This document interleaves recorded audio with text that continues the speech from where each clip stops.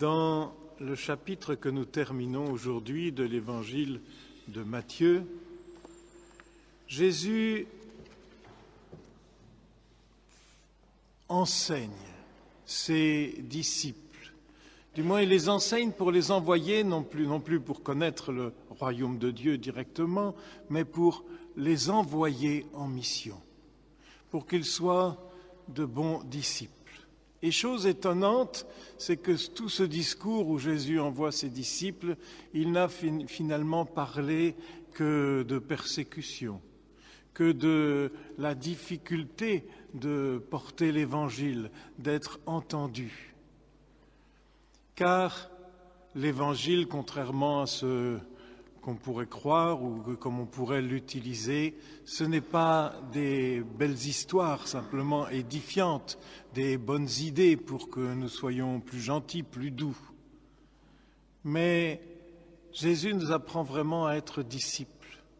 À la fin du discours, ici, on en a avec qui aime son père plus que sa mère, et puis les disputes aussi dans la division que Jésus vient apporter. Jésus reprend un texte du prophète Michée qui a passé son temps à dénoncer les injustices auprès des chefs, auprès des prêtres, et puis aussi jusque dans la famille qui est atteinte. Et chose étonnante avec Jésus, c'est que c'est pas simplement comme le prophète Michée qui déclare les difficultés, les désordres dans la société, mais il montre que lui-même va apporter la lumière, qu'il est quelque part principe de division. Cette division pour que dans notre cœur, nous apprenions à nous convertir, à suivre Jésus. Car la suite de Jésus a quelque chose de tout à fait radical. Et vous l'avez entendu dans ce très beau passage de l'Épître aux Romains que nous avons lu, qui vient nous parler finalement de notre vie chrétienne, qui vient nous parler de notre baptême. Notre baptême, c'est pas simplement l'entrée dans la communauté, ça l'est aussi bien sûr comme le rite, mais pour nous introduire ici, on est au cœur. C'est être unis à la mort de Jésus pour ressusciter à une vie nouvelle. Et nous avons à accueillir cette vie nouvelle, exactement comme la femme de Shunem a été appelée a su accueillir le prophète, mais elle a accueilli, à travers le prophète, elle a accueilli le don de Dieu. C'est étonnant cette histoire de la femme de Shunem. On ne nous le raconte pas simplement parce que la Bible aime bien raconter des petites histoires.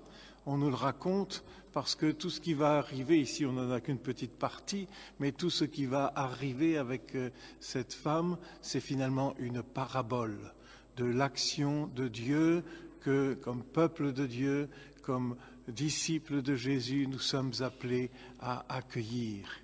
C'est d'abord... elle décide d'accueillir le Seigneur, elle lui fait une chambre, et puis lui, il va lui annoncer, comme dans notre texte aujourd'hui, cette fécondité, elle va tenir un fils, exactement comme Abraham, ça nous rappelle Abraham, et qui accueille justement ces trois personnages qui passent, le Seigneur en trois personnages qui passent et qui annonce la naissance de l'enfant de la promesse. Et puis l'histoire de la femme de Shunem continue. Ensuite, si vous allez dans le livre des rois, vous pourrez voir cet enfant qui grandit. Il meurt probablement une insolation. Alors elle rouspète auprès du Seigneur et puis du prophète en disant: si tu me l'as donné, c'est pour le reprendre. Alors ça servait à rien, j'avais rien demandé moi-même, etc. Et puis ensuite, le prophète, elle ramène l'enfant des champs, elle le met sur le lit du prophète dans la petite chambre, et puis le prophète va le guérir, le ramener à la vie. Et puis encore ensuite, dans les temps qui viennent, va venir une famine et le prophète va la prévenir pour la mettre à l'abri. Ce qui nous rappelle ce qui nous rappelle que dans notre vie, nous avons à accueillir l'œuvre de Dieu. Et vous avez bien entendu aussi dans l'Évangile, le traître mot, c'est accueillir.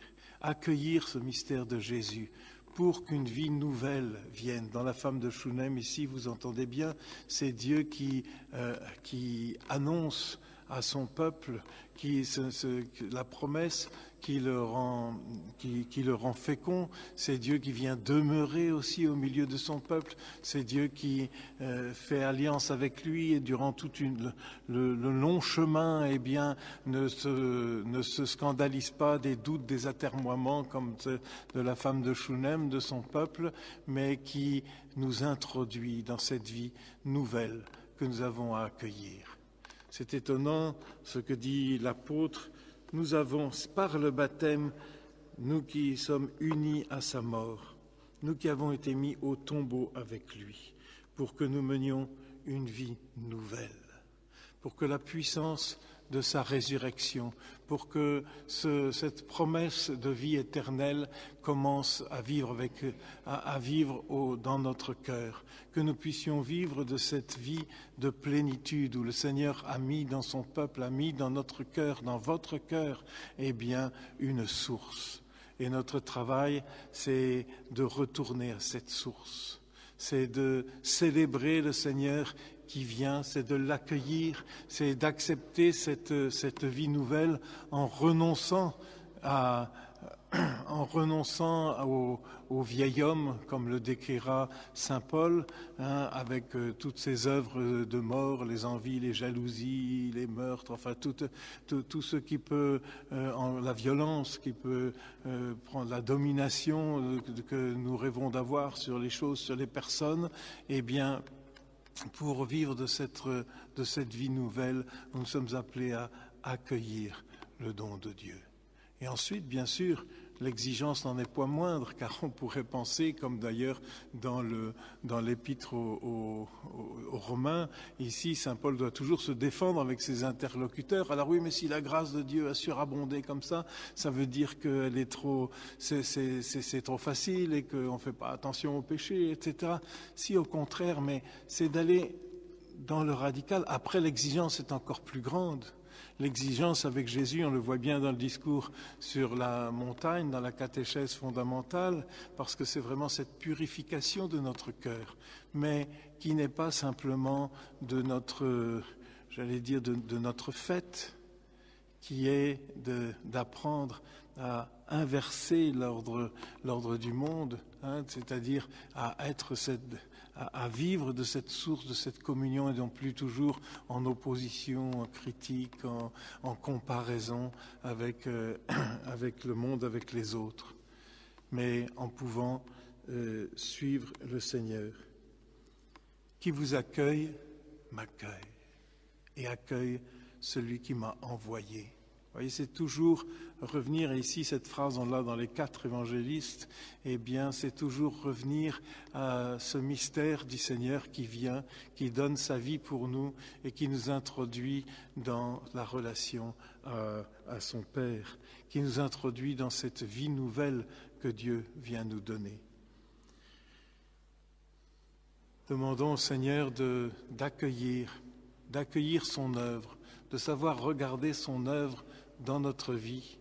Demandons de savoir scruter l'Écriture, d'entendre la parole de Dieu, d'accueillir cette parole qui est agissante, qui n'est pas simplement une parole pour connaître, pour savoir des choses sur Dieu, mais une parole qui devient une force de conversion, parce que le Seigneur ouvre nos cœurs, parce que le Seigneur guérit nos cœurs. Et nous avons à apprendre à nous livrer à cette force de conversion dans laquelle le Seigneur nous appelle. Alors bien sûr, c'est cet amour préférentiel sur toute chose, c'est cet amour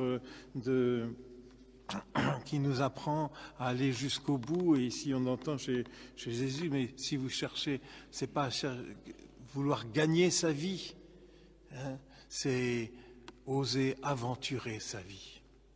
Celui qui la perdra, c'est-à-dire celui qui ne va pas compter. Si nous voulons avoir toutes les sécurités, tout savoir exactement les choses, tracer notre chemin avant, eh bien, nous n'avancerons pas, ou nous ferons une œuvre à notre force, mais qui, comme tout le reste, passera. Mais si nous savons aventurer notre vie, sachant que le Seigneur est avec nous, sachant que le Seigneur nous met en relation avec son Père, nous donne le trésor de cette confiance que Dieu nous fait, alors nous savons que nous pourrons nous pourrons ouvrir le chemin.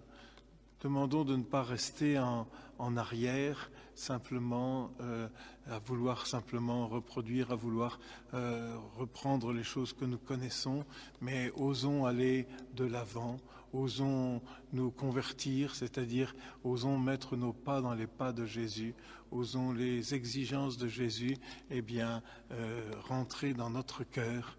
Alors nous pourrons partager cette mission de Jésus pour la gloire de Dieu et le salut du monde.